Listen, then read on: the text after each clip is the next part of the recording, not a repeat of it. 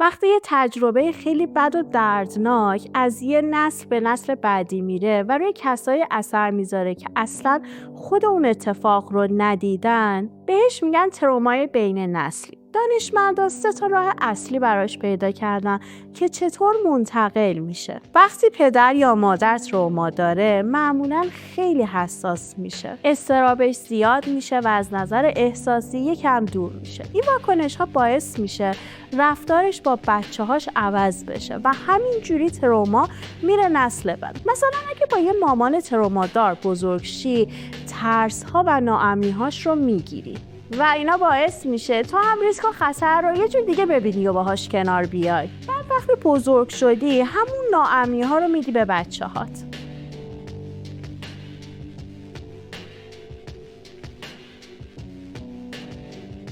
تحقیقا میگن این ردپاهای احساسی میتونه تا چند نسل روی تنظیم احساسات، درک خطر و حتی عملکرد تحصیلی بچه‌ها اثر بذاره.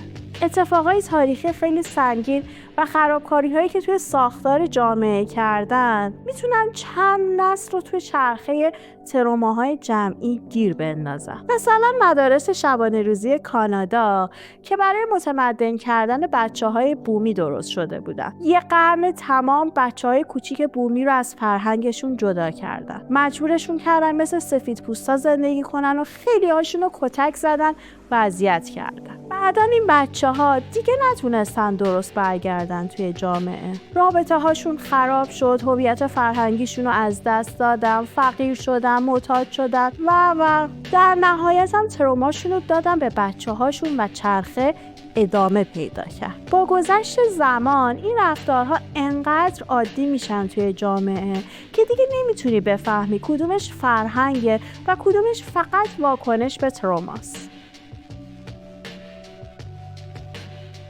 تحقیقات جدیدتر میگن حتی ژن‌ها هم میتونن از تجربه‌های بد آسیب ببینن. تروما یه جور برچسب مولکولی میذاره روی ژن‌ها و این برچسب‌ها میتونن به بچه‌ها و نوه‌ها منتقل بشن. بعدن این برچسب‌ها باعث میشن ژن‌ها یه جور دیگه کار کنن. انگار بدن و آماده زندگی پر از استرس میکنن. مثلا توی یه تحقیق دیدن کسایی که از هولوکاست جون سالم به در بردن یه سری تغییرات اپیژنتیک مرتبط با اضطراب توی ژنشون داشتن و بچه‌هاشون هم بدون اینکه خودشون تروما رو دیده باشن خیلی حساس‌تر به استرس بودن و بیشتر دچار اضطراب، افسردگی و PTSD میشدن.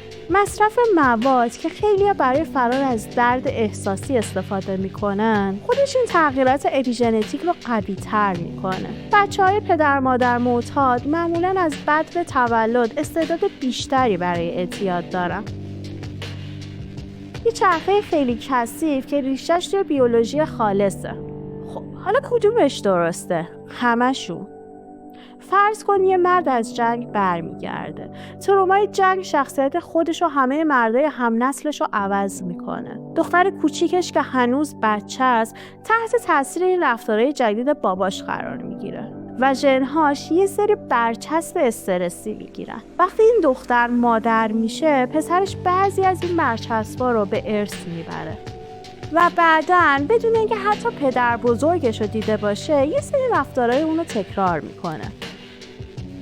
یکی از راه‌های پاره کردن این چرخه اینه که بری سراغ تاریخچه خودت. درد پدر مادرت رو عمیق بفهمی و زخمایی که اونا از بچگیشون داشتن رو بشناسی. فرآیند هافمن یک از روش‌هاییه که کمک میکنه این کار رو بکنی.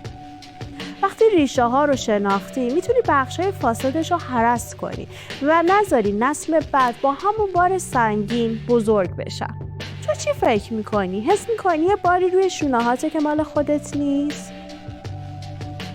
اگه آره چطوری باهاش کنار میای؟ توی کامنت ها برامون بنویس.